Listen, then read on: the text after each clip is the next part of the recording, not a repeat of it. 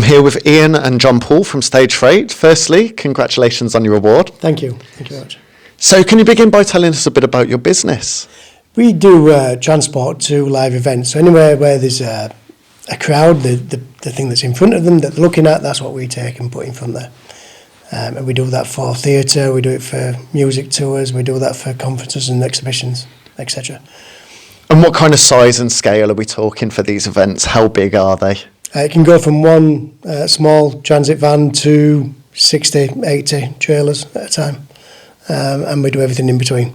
So 80 trailers, how do you even begin organising and planning that kind of sheer scale? I am that to jump on. It all starts from the bottom upwards, and it just builds up to the final day. Just good planning and plenty of preparation, getting everything ready in time, making sure everything gets there on time.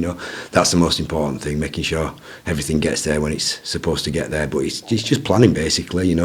It's not rushed. It's good comes in stages. But yeah, it's good. It's exciting.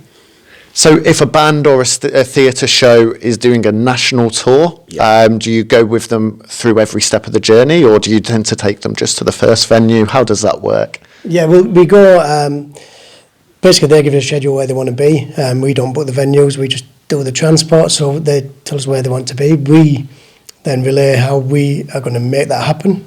Sometimes you have to double drive, sometimes you have to triple drive to make sure the events work. But we plan around that and we sit with them, and then we go from the whole tour through pre-production to planning to how the trucks are going to be loaded, how quickly we can get them loaded, how quick we can get on the road, and we take them from the very first show to the last show and then return all the kit at the end. And how important is the navigational skills to be able to get from A to B to C to D and so on? It's planning as well. It's just, you can sit down with the drivers and talk through the routes, but we've got a really good team of drivers and very experienced. They're used to the venues already, so, they can sort of plan it themselves. If they're struggling with it, we always sit them down and go through everything with them. So, they really do know before they go, type of thing. And it's not just UK events either. You can cover across borders as well, correct? Yeah, all over Europe. We go out to Arctic Circle, we go Africa, just anywhere we can go basically that we can get a truck to, we'll get it there if we can. Customs and stuff like that can be a bit difficult, but if it's well planned, you can sort of cross every border, so to say. And obviously we've had Brexit, and in other industries you've had a lot of transportation issues linked with that. How has that affected your side of things, and how are you able to help ensure that the events are still able to run both in the UK and across in Europe, for instance? That's really affected us. Brexit has not been the best thing we've ever done, in my opinion. It really has affected us. But we have worked out ways we can do it. We've got a way around it. We can plan and do all the customs paperwork for the end client. We have that all ready before we go, so we know we have smooth crossings. And that's what it's about. Again, the pre-planning of the tour, making sure you know what you're doing, where you're going, where you're supposed to be. And yeah, it's just, again, down planning, and we do it really well. And something else that has affected the transport industry quite a lot in recent years is the climate change and, rising prices in fuel. How are you impacted by the sustainability issues and the cost of fuel as well? Yeah, our fuel bills increased enormously over the last few years, absolutely massively. So we are looking at alternative fuels. We are taking on board a climate summit the other day in Liverpool talking about where we go next. Our preference is probably for hydrogen trucks. We don't think the electric trucks will cover the areas we need to go and be able to charge them quick enough and get to where we need to be. So hydrogen for us would be the obvious answer. We are looking at that. Obviously there's a cost to that, a massive cost to that.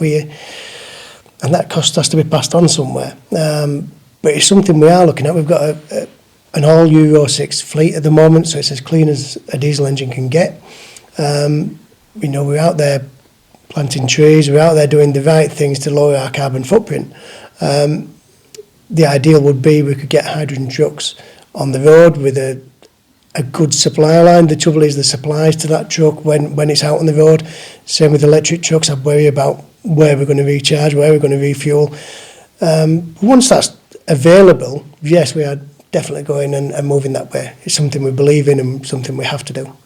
With a combination of everything from Brexit, the fuel challenges, the pandemic, are you noticing any changes in the industry itself and the type of events and tours that you're getting or seeing on a more regular basis? Yeah, I think the one thing we notice is the margins are a lot narrower than they used to be. It is a struggle at times to put these shows on the road at the right money for people to be able to go and afford to see. And that worries me about the future, about where we go with that, because there's nothing better than a live show, that's for sure. And so we need to tackle that head on, and we need to keep looking at things and how we can make things better.